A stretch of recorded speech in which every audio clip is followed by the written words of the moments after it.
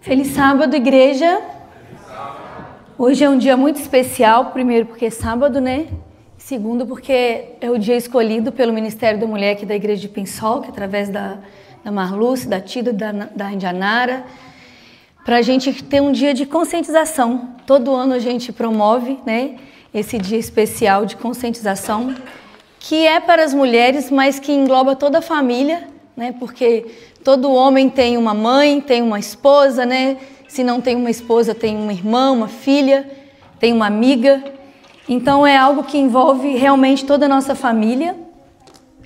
E hoje, o mês de outubro é um mês separado mundialmente, em todo o mundo, para ser um mês de conscientização, para que as mulheres parem um pouquinho e pensem na vida, na saúde, nesse tema tão especial, de acordo com o que a gente ouviu aqui, o testemunho, né, de prevenção contra o câncer de mama.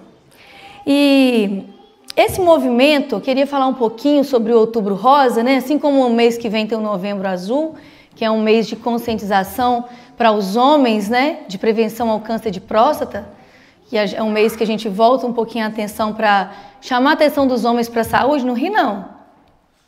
Aí já começa a rir esses homens. Não estou vendo nenhuma mulher rindo quando falo de Outubro Rosa. Eles já começam a rir. Mas a gente sabe que é a necessidade, tanto do homem como da mulher, para parar um pouquinho e olhar para si e reconhecer o que está bem e o que não está bem na sua saúde, né? E muitas vezes, na maioria das vezes, e eu vou falar por mim, né? A gente coloca tudo em primeiro lugar, e todos, né? Às vezes, é engraçado que há muitos anos, quando eu comecei a trabalhar com os eventos do Ministério da Mulher, a gente, no Brasil, né, quem conhece a igreja, a dinâmica do Brasil, a gente tem muitos encontros do Ministério da Mulher, é um ministério muito ativo. Então tem muito chá, muitos encontros.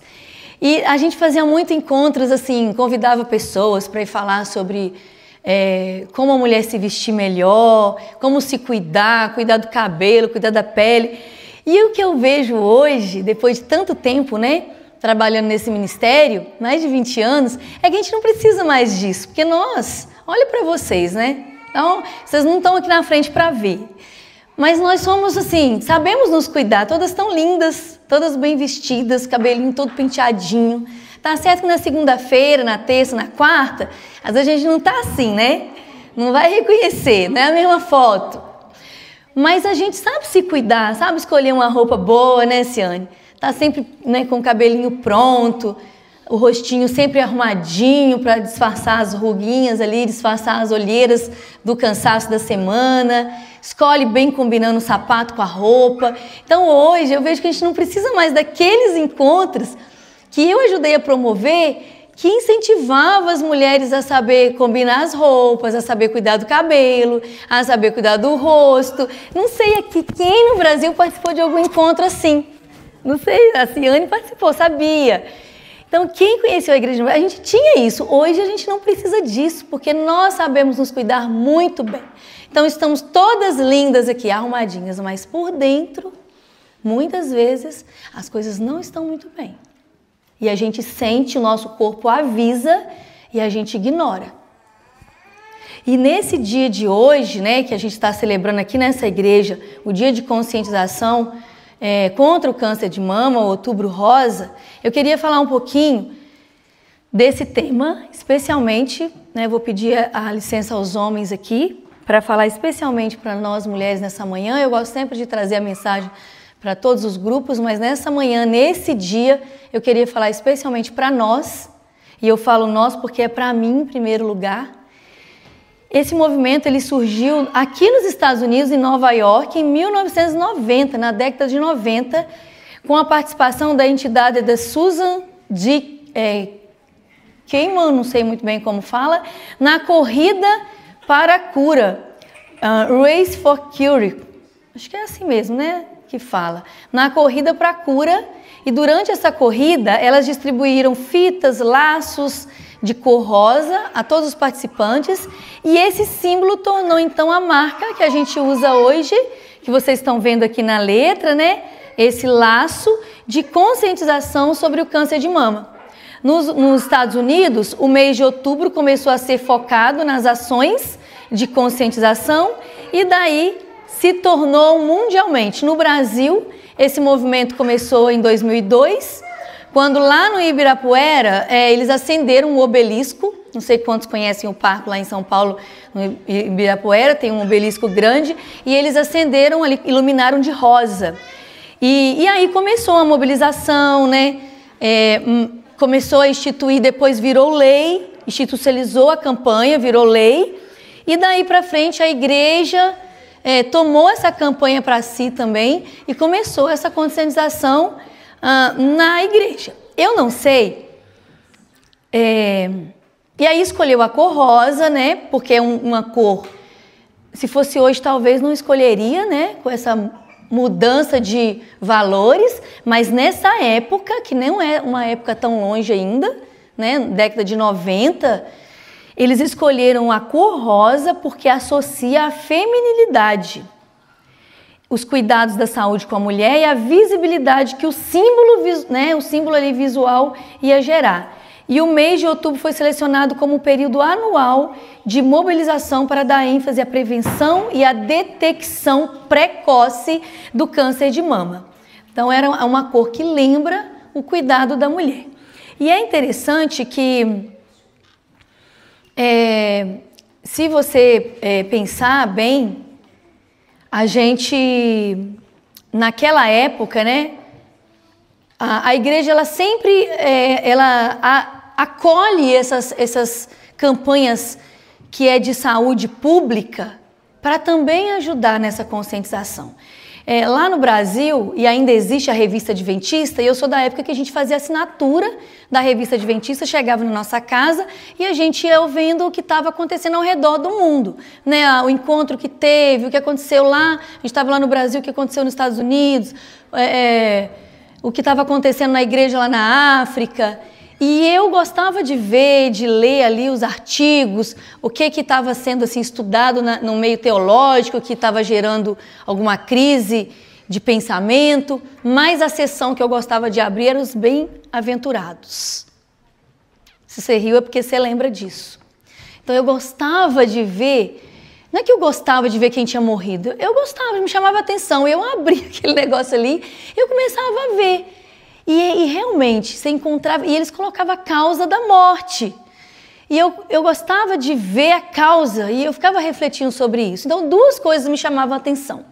Primeiro, eram as mulheres, que a maioria que morriam era câncer de mama, e os jovens que morriam era acidente automobilístico. Acidente de carro, de moto.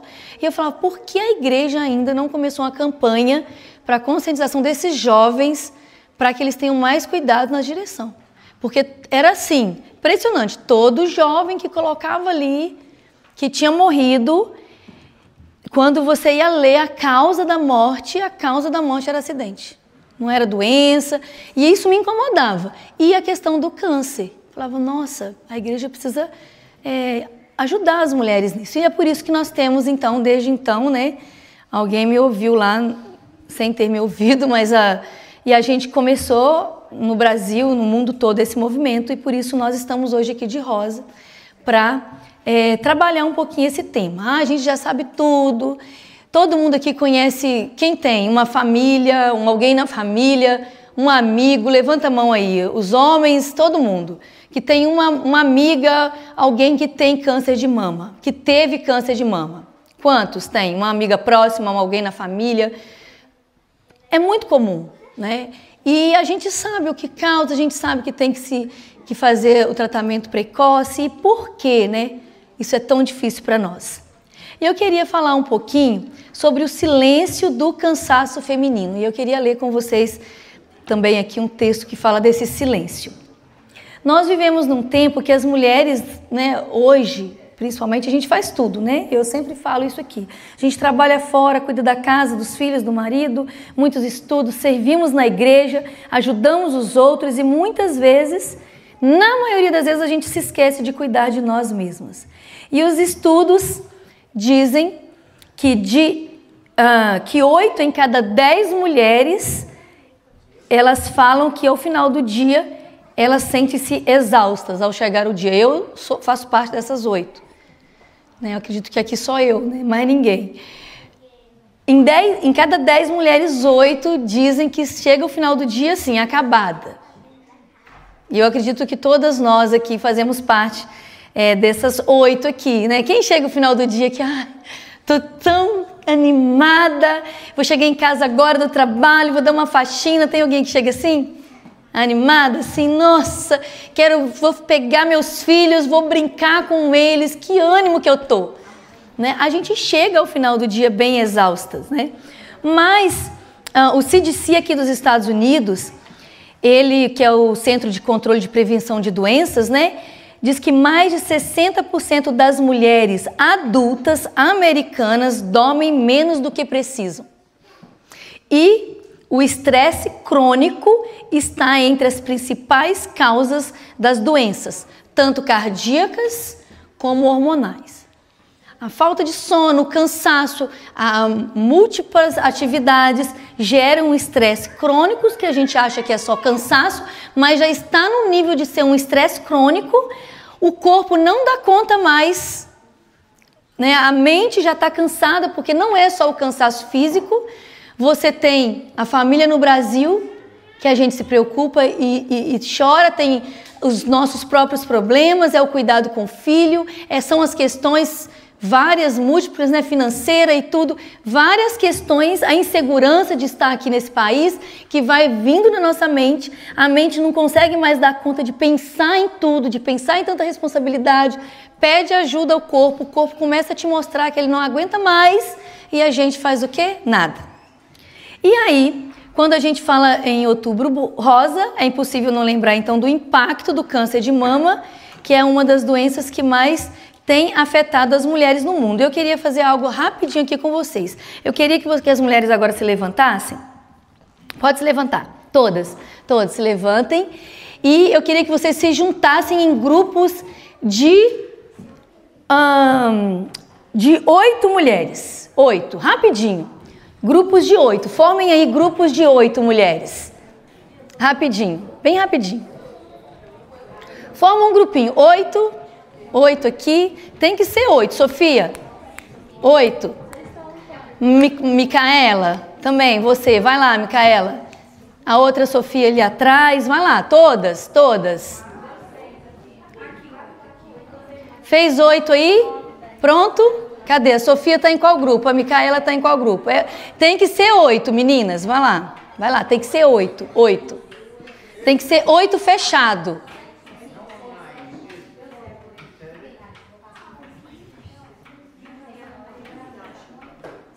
Deu?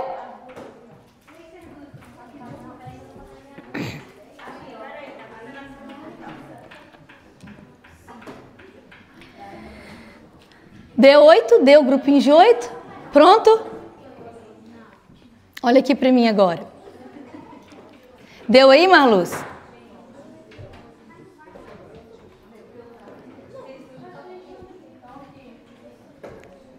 Pronto?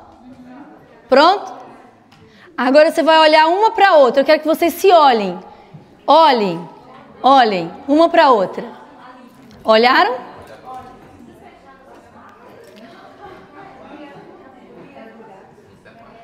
Agora olha aqui para mim. Olha aqui para mim. Isso é muito sério. Uma em cada 8 mulheres terão câncer de mama ao longo da vida.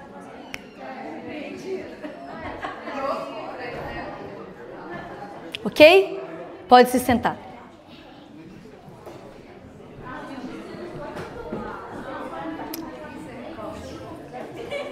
É forte, né? É forte quando você olha aqui para a amiga, quando você olha para sua filha. Mas a verdade é que, segundo o INCA, o Instituto Nacional de Câncer, né?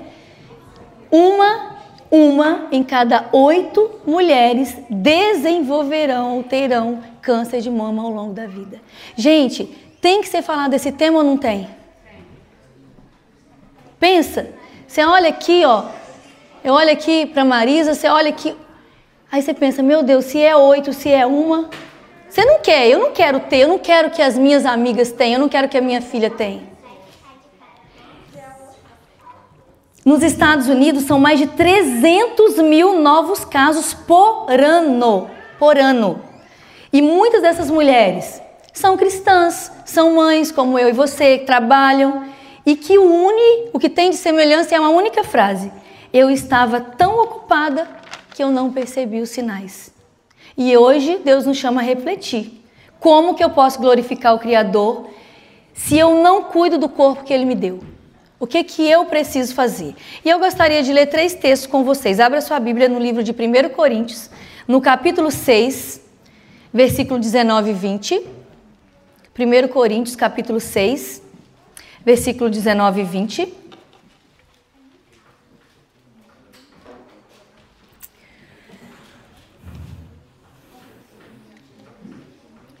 Primeiro Coríntios, capítulo 6, versículo 19 e 20. Gostaria que você lesse aqui comigo, na sua Bíblia, no seu celular.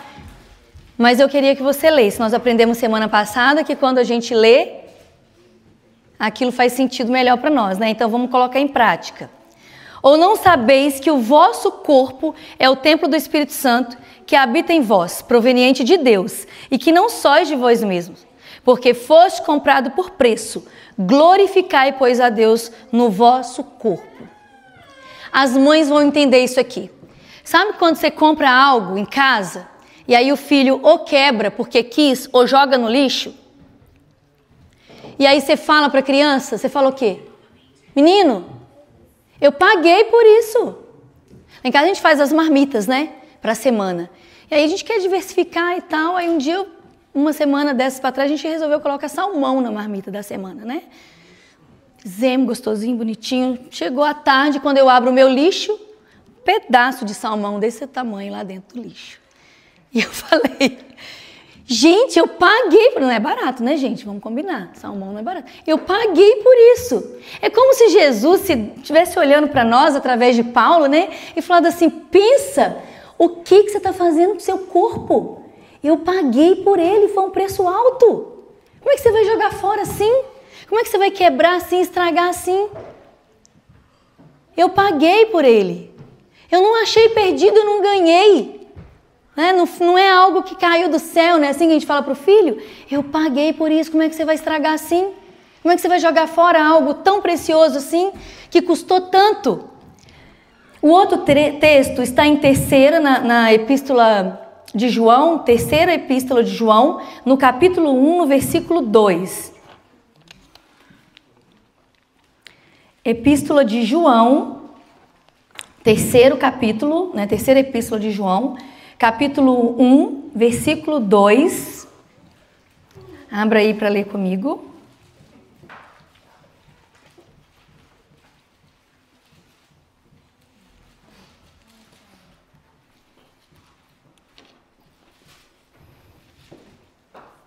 A Bíblia diz assim, ó. Achou? 3, terceira João, capítulo 1, versículo 2. Amado, desejo que te vá bem em todas as coisas e que tenhais saúde, assim como vai bem a tua alma. Então, olha, a Bíblia se preocupa com o nosso corpo, com a nossa saúde. E o último texto, a última história que eu gostaria de ver com vocês é a história que a gente encontra no livro de Marcos, no capítulo 5, no versículo 25. E eu gostaria de convidar todos que pudessem abrir a ler essa história comigo. É uma história muito conhecida. Marcos, capítulo 5, versículo 25 ao versículo 34, que nós iremos ler agora. Ali a gente encontra uma mulher sem nome, uma mulher anônima, mas com uma história poderosa. O início é Marcos capítulo 5, versículo 25. O título, assim, o subtítulo, né, tem o capítulo e aí para e tem o subtítulo. O poder de Jesus sobre a doença e a morte. E é engraçado que essa história você encontra no livro de Mateus e você encontra também no livro de Lucas. E todas têm o mesmo subtítulo na minha Bíblia. Não sei qual é o que tem na sua Bíblia. Mas aqui diz o poder de Jesus sobre a doença e a morte. E essa última parte de Marcos, no capítulo 5, ela conta duas histórias ao mesmo tempo. A história de duas mulheres, uma adolescente e uma já madura. E no versículo 25 diz assim: estava ali certa mulher que havia 12 anos vinha sofrendo de hemorragia. Ela padecera muito sobre o cuidado de vários médicos e gastou tudo que tinha, mas em vez de melhorar, piorava. Quando ouviu falar de Jesus, chegou por trás dele, no meio da multidão, e tocou em seu manto, porque ela pensava: se eu tão somente tocar em seu manto, ficarei curada. Imediatamente cessou sua hemorragia e ela sentiu em seu corpo que estava livre do seu sofrimento. Então essa história fala da mulher que havia sofrido durante 12 anos com fluxo de sangue. A parte aí do subtítulo que eu falei, né, o poder de Jesus sobre a doença e a morte, essa mulher estava doente, mas a outra menina estava já morta, que é a filha de Jairo. E a Bíblia fala que Jairo, né, um dirigente lá do alto posto, vai até Jesus e implora a Jesus que ele vá até a sua casa curar a filha que estava doente. Até então a menina não tinha morrido. No caminho, né, uma multidão seguindo, aí acontece a história dessa mulher, que já havia 12 anos que sofria de uma hemorragia, tinha gastado todo o dinheiro. É uma mulher que foi atrás da cura, mas não encontrou solução para o seu problema. Mas ela ouviu falar de Jesus e ela pensou na sua mente, né? Porque o que manda no nosso corpo é aquilo que a gente pensa. Então a primeira forma de a gente cuidar da nossa saúde é cuidar do que está aqui dentro dessa caixinha aqui, né? O que a gente pensa. E ela pensou, ela mentalizou: se eu tocar, a fé dela, olha a fé, se eu tocar, eu vou ser curada. Ela podia tocar em Jesus? Pela cultura, ela podia tocar em Jesus? Por que ela não podia tocar em Jesus? Porque ela era impura. Ela estava sangrando. E a mulher, no período menstrual, ela já era considerada impura. Uma mulher com uma doença dessa era mais impura ainda. E se ela tocasse em Jesus, ele ficaria impuro junto com ela. Ela sabia disso, que ela não podia tocar em Jesus. E ela foi em silêncio. Só que o interessante é que quando você volta na história de Jairo, e se você for lá no livro de Lucas e ler a mesma história, você vai ver que a filha de Jairo tinha quantos anos? 12 anos. Uma tinha 12 anos, estava doente e morreu. E a outra tinha 12 anos que sofria da doença. E Jesus traz a cura para as duas. Porque não é só as mulheres velhas, né, como a geração diz, que tem que cuidar da saúde. E eu vou dizer aqui, com a linguagem bem popular do Brasil, as novinhas também têm. As mocinhas também têm que se cuidar. E uma pesquisa que eu fiquei até preocupada é que tem aumentado muito o índice de câncer de mama entre as mulheres mais jovens, abaixo aí de 40 anos. Então, nós precisamos cuidar desde cedo e ensinar as meninas a se cuidarem. E aí Jesus trouxe a cura. Só que tem uma coisa interessante entre essas duas histórias. Porque Jairo, ele chegou, ele viu Jesus. A mulher só tinha ouvido falar de Jesus. Quando ela ouviu falar de Jesus, ela não tinha visto Jesus ainda, mas ela ouviu falar de Jesus. Jairo viu Jesus face a face e pediu, suplicou para ele de joelhos. Essa mulher nem falou com Jesus, ela foi no seu silêncio, na sua dor, no seu silêncio. Jairo se ajoelhou para conseguir falar com Jesus, mas ela não. Ela foi no seu silêncio. A filha de Jairo morre com 12 anos e ela, com 12 anos de sofrimento, ela fica curada. E muitas vezes parece que a menina morreu porque Jesus parou para dar atenção e curar, realizar esse fato. Só que quando Jesus chega na casa da menina de Jairo, né, da filha de Jairo, o milagre é ainda maior porque ele ressuscita a menina. Então, o que parecia ser um mal provocado pelo atraso de Jesus se torna um milagre, uma bênção ainda maior. Essa mulher estava cansada, doente, impura aos olhos da sociedade, gastou tudo, mas ela não desistiu de buscar a cura. Ela foi ao encontro do mestre. E quando ela tocou em Jesus, saiu um poder tão grande que imediatamente, né, o mais bonito, né, da história, Jesus para e sente. E não foi Jesus que determinou a cura dela, né? A fé que ela tinha, ao tocar no Jesus, faz com que dele saia poder, e o poder de tal forma que no mesmo instante ela sente que o seu sofrimento foi cessado. E aí Jesus olha e fala, olha, alguém me tocou. E os discípulos falaram assim, como? Tá todo mundo te tocando. Ele falou, não, alguém me tocou diferente, porque de mim saiu virtude. E aí ele diz para ela, quando ela fala, foi eu, Jesus. E aí ele diz, filha, a tua fé te salvou. Vai em paz. Então o que tinha feito o milagre foi a fé que ela tinha. Não foi a ordem até de Jesus. Porque Jesus nem tinha ordenado. Foi a fé que ela tinha. E ela representa tantas de nós que somos feridas, exaustas, em silêncio, mas com fé. Ela entendeu algo profundo. A cura começa quando a gente decide nos mover em direção a Jesus. E a fé dela não tornou algo passivo. Eu vou orar, Deus vai me ouvir. Não é assim que a gente ouve às vezes? Eu vou orar, Deus vai me ouvir. Não, não foi assim. E fica sentado esperando o milagre acontecer. Não, a fé que ela tinha e porque ela confiou em Jesus, ela se moveu, ela foi em busca de ajuda, ela teve coragem. E isso também é fé. E a gente acha que fé é só orar. Deus vai curar, mas o que você está fazendo para Deus te curar? Eu estou tão cansada, eu vou orar. Mas e aí? Você falar para Deus que você está cansada vai resolver o seu cansaço? E as decisões que você tem que tomar na sua vida que você não toma? E as escolhas e as prioridades que a gente tem que fazer e a gente não faz? Ter fé também é cuidar de si. E na teologia adventista, tem uma linguagem que eles dizem que é a visão holística, né? Que entende o ser humano como uma unidade indivisível. Corpo, mente e espírito. Os desbravadores sabem muito bem disso. Porque estudam isso, né? Fazem provas sobre isso. Corpo, mente e espírito. Corpo, mente e espírito. E isso é porque é uma visão holística. Não tem como você ser espiritualmente saudável se o seu corpo está sendo negligenciado. Ellen White escreveu, a pureza da vida e a saúde do corpo são essenciais para o desenvolvimento da alma, da mente, né, e do corpo. Quando a gente cuida do nosso corpo da forma certa, né, com alimentação, como a gente viu aqui com os 8 remédios da natureza, a gente está cultivando o terreno para o Espírito Santo habitar. Então, algumas coisas da realidade. O câncer de mama é o tipo mais comum de câncer entre as mulheres. A cada ano, 43 mil mortes são relacionadas a essa doença.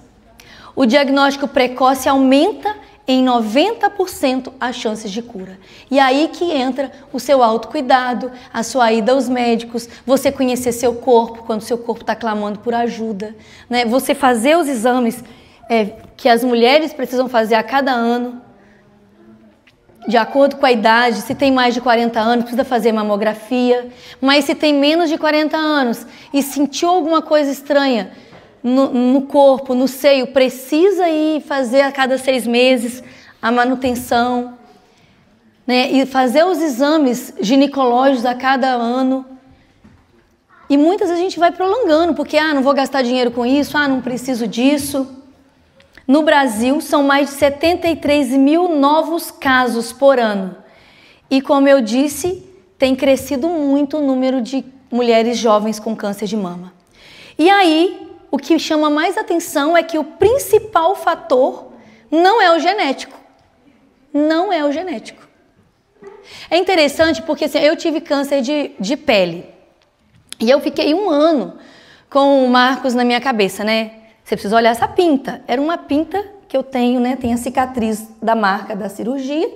Uma pinta que apareceu aqui, pequena, e foi crescendo. E como o marido precisa ajudar, ser chato com a mulher mesmo, insistir para ela ir ao médico, né? Não é responsabilidade do homem, não. Mas você pode fazer a sua parte. E ele conhecia meu corpo, ele viu que essa pinta estava crescendo muito pelo tamanho. E ela era pequena quando eu tirei, mas ela estava diferente. E ele ficou, ela está de 2 cores, ela cresceu. Você precisa olhar isso, eu não tenho tempo. Eu só falava isso, eu não tenho tempo. Eu trabalhava em uma escola adventista nova, tinha acabado de abrir a escola, então a demanda era muito grande. Entrava às 6h30, saía às 6h30, o dia inteiro na escola. Não tinha tempo, né? Quem já deu aula aqui sabe quando a gente dobra, né? É um cansaço e você não... E eu tinha isso, gente, eu tinha isso, que eu não achava que eu não podia colocar ninguém ali para me substituir. Tinha que ser eu estar ali. Então eu tive que aprender isso também. Ainda tenho dificuldade, mas eu tive que aprender a saber que outra pessoa pode fazer o mesmo que eu faço e às vezes até melhor. E eu não gostava de faltar. Eu achava que se eu faltasse ia atrasar conteúdo, ia atrapalhar o desenvolvimento da criança, ia mudar o quê a vida da criança? Nada, porque quando você sai no outro dia tem outro no seu lugar. Ninguém é insubstituível. E a gente acha que é a gente que tem que fazer o trabalho de casa, é que a gente que tem que lavar a roupa, porque senão o filho não vai lavar direito no nosso lugar, é que a gente tem que fazer a comida, porque Deus me livre. Nossa, meu marido vai pro fogão e eu não vou. Ué, se você está cansada naquele dia e ele está disposto, qual o problema? E aí eu não conseguia parar. Eu tinha essa dificuldade. Aí deu as férias, eu marquei. Falei, agora eu vou marcar para ir no médico, né? Consegui marcar para o início do outro ano letivo ainda, porque demorei a marcar, até que achava vaga, estava no Rio. Quando eu cheguei ali, a primeira pergunta que ela fez é: tem alguém na sua família que tem câncer de pele? E os meus parentes da parte da minha mãe, meus tios avós, eles são brancos, brancos vermelhos. Parece aquele povo aqui do sul, que eles falam redneck. Assim, eles são desse jeito. Branquinhos e chega a ser vermelhos. Todos os meus tios avós têm câncer de pele. E eu falei, tem, na minha família tinha uma tia minha que tinha um tipo de câncer de mama que dava de pele que dava em um lugar, ela tirava, dava em outro. Eu falei, tem. Quando eu falei isso e ela analisou com a lupa a pinta, ela falou, tá de duas cores, ela falou assim, eu não vou tirar. Você vai na cirurgião plástico, vai pedir para tirar com 1 centímetro de margem e vai mandar examinar. E traz para mim a biópsia. Só que a gente estava no processo de mudança para os Estados Unidos. Faltava o visto de estudante para todo mundo. E a minha cabeça estava pensando nisso, fiz o que tinha que fazer ali, liguei para uma médica que era até adventista, que era cirurgiã, ela fez para mim num horário que eu não precisasse matar a aula, olha isso. Fiz e aproveitei aquele período do carnaval, né, que tem recesso, para eu poder não matar a aula e poder recuperar, porque eu não ia poder andar, porque deu um ponto grande, mandei para a biópsia, ok, esqueci daquilo, fomos para o Rio, tirou o visto. Quando a gente estava voltando, o Marcos falou assim, o laboratório ligou, sua biópsia está pronta. Ligou terça-feira. Falei, mas você não me falou? Não. Falei, mas se eles ligaram é porque deu alguma coisa errada. Eu fiquei aquilo na cabeça, né? Aí fomos aprovados no visto, ficamos muito felizes, começamos, né, todo o movimento já com a família, a gente vai embora, em 2 meses a gente viria para os Estados Unidos. Aí eu falei, chegamos cedo do Rio, falei, passa lá no laboratório que eu vou pegar a minha biópsia. Quando eu abri, gente, é muito ruim. Isso é um câncer de pele, coisa simples, né, que dificilmente mata alguém. Que você lê a palavra carcinoma, você perde o chão. É um negócio fora de sério, assim. E quando eu vi escrito melanoma, aí eu me preocupei. Porque melanoma é o câncer de pele que mata, né? É o câncer mais agressivo, porque ele faz virar metástase. Então, se pega qualquer linfa, qualquer órgão, não tem cura. Ele vira metástase e acabou. E até então, na minha família, ninguém tinha tido melanoma. E aí eu fui pesquisar, fui olhar e fui correr atrás disso e preocupada de mudar para cá. Imagina, mudar para cá, eu não poderia doente, de jeito nenhum. Aí fui marcar um oncologista, fazer todo o processo, resumindo a história, né? Eu fui a tempo, realmente deu margem contaminada, tive que ir para o centro cirúrgico, fazer a cirurgia. Se você colocar a mão aqui, você vai ver que por dentro não tem pele, porque ele arrancou toda a carne dentro da minha pele. Da minha perna, por quê? Porque o câncer foi bem aqui, aqui tem linfo. Se o meu marido não fosse chato e ficar na minha cola para eu ir para o médico, isso que eu levei 1 ano, eu estaria talvez aqui hoje descobrindo, tardiamente, né, talvez até uma metástase, porque ele teria já alcançado o linfo e teria se ramificado por todo o corpo. E eu talvez não estaria aqui hoje pregando para vocês, porque a minha avó morreu tem 1 ano, aí depois de tudo isso a minha avó descobriu um câncer de pele e foi exatamente o melanoma, tem 1 ano que ela faleceu. Então, gente, porque a chatice dele foi tamanha, quem conhece o Marcos sabe, né? Que quando ele vê o negócio ele vai, e ele foi tanto que ele via aquele negócio crescendo e eu não fazia nada. E o médico falou, tá tranquilo, é tipo 1, você vai fazer a cirurgia, você não vai precisar fazer químio, nada mais. E graças a Deus, a única coisa que eu preciso fazer de 6 em 6 meses é escanear todo o meu corpo, cada manchinha nova. 6 meses atrás eu tirei aqui, foi para biópsia, não deu nada, graças a Deus. Cada vez que aparece uma que me preocupa, eu peço para tirar. Conto aqui com esses médicos, né, que não são bons como o do Brasil, mas cada 6 meses eu olho todo o meu corpo todinho, dos cabeça aos pés, e vou viver assim, não posso tomar sol, e tá tudo bem, mas porque eu fui a tempo. Então é interessante que o fator principal não é como o genético, como é o de pele, é genético, e realmente todos os meus tios têm. É o estilo de vida, é o estresse crônico, a má alimentação, o sono irregular, excesso de tarefas e a falta de exames preventivos. Parece que a gente está falando para nós, né? Porque a gente vive um estresse crônico nesse país, a gente não se alimenta direito, a gente não dorme bem, a gente tem um excesso de tarefa tamanha e a gente evita ao máximo exames preventivos porque é caro quando a gente não consegue ir por um lugar. E esses dados não servem para gerar medo, mas para consciência, porque Deus nos chama para ser mulher prudente, para cuidar do que Ele nos confiou. E como que eu posso fazer isso, já indo para o fim, de forma prática? Usando os remédios naturais de Deus. Primeiro, ar puro, você respirar, sabe? Desacelerar, saber reconhecer quando seu corpo está dando sinal que você precisa de ajuda, que você precisa parar um pouquinho. Ter prioridade, tem 3 coisas que precisam ser prioridade na sua vida. 3 coisas. Deus, o seu momento com Deus é negociável. Não tem uma pia cheia de louça, não tem uma roupa que tem para lavar, não tem a pressa para... mas se eu não fizer isso aqui vai faltar o almoço para eu levar na viagem, compra, enfim. O seu momento com Deus é negociável. Segunda coisa é você. Nossa, parece egoísmo isso, né? Mas é você. Porque se você não cuida de você, como é que você vai cuidar dos seus filhos? Como é que você vai cuidar do seu marido? Como é que eu vou cuidar no meu trabalho? Como é que a gente vai trabalhar se a gente não cuida de nós? Aí a gente cuida do marido primeiro, da igreja primeiro, de fulano, de todo mundo primeiro, menos da gente. E aí, eu não estou falando de você ser egoísta e falar, não vou fazer isso para fulano não, fulano que faça, é porque primeiro sou eu, não é isso.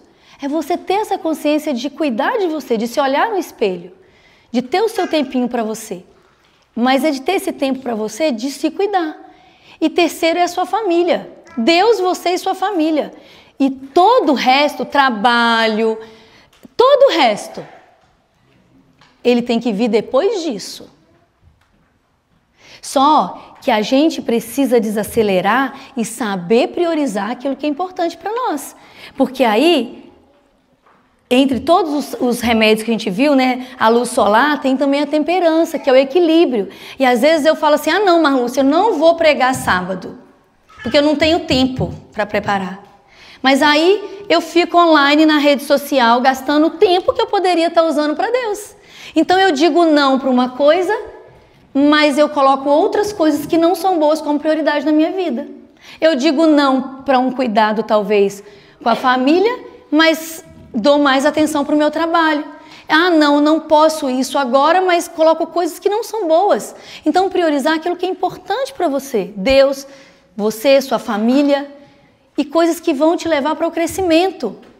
Palavras, conversas, sabe? Conversas que vai te levar para o crescimento. Não gastar... Teve uma vez que eu gastei uma tarde do meu sábado, acompanhada em um certo lugar, e eu falei, nossa, eu precisava muito de dormir. Mas para não ser indelicada, eu não disse não.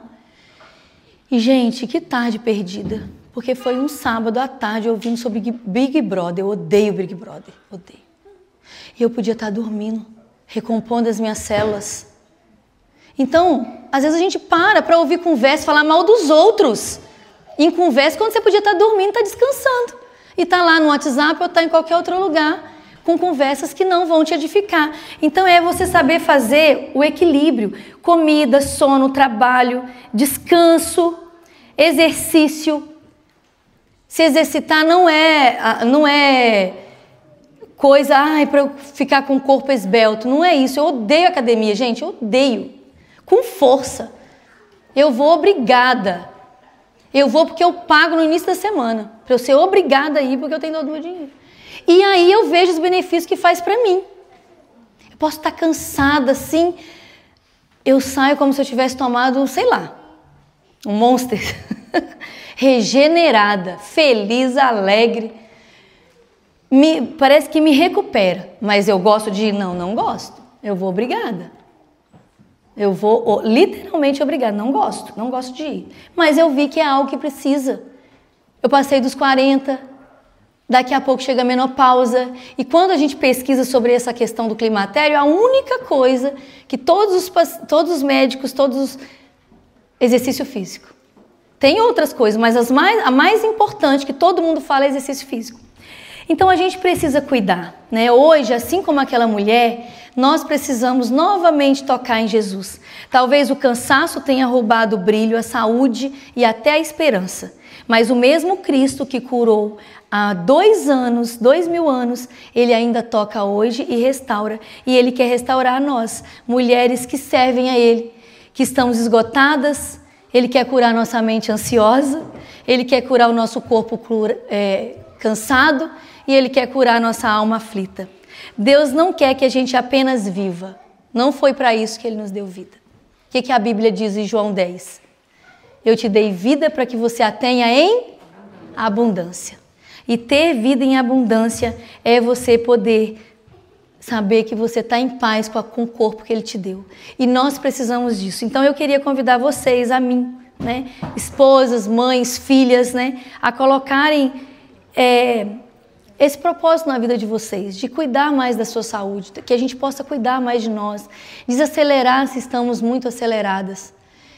Eu sou acelerada, então, vez por outra, eu preciso parar e de pensar, não, deixa eu ficar quietinha aqui, agora meu corpo está dizendo que eu preciso parar.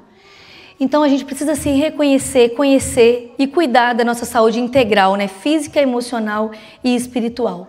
E nesse momento, eu gostaria de convidar vocês a se colocarem em pé e nós iremos orar. Para quem está conosco, né? Com mulheres que são responsáveis, mas que ao mesmo tempo tenham equilíbrio em saber dizer não e sim para aquilo que vai tirar a sua saúde e muitas vezes tirar a sua paz. Feche os seus olhos e vamos orar. Querido Deus, nós agradecemos porque essa igreja se preocupa conosco e se preocupa não só, Deus, com a nossa vida espiritual, mas também se preocupa com a nossa vida física, com a nossa vida emocional, com a nossa saúde.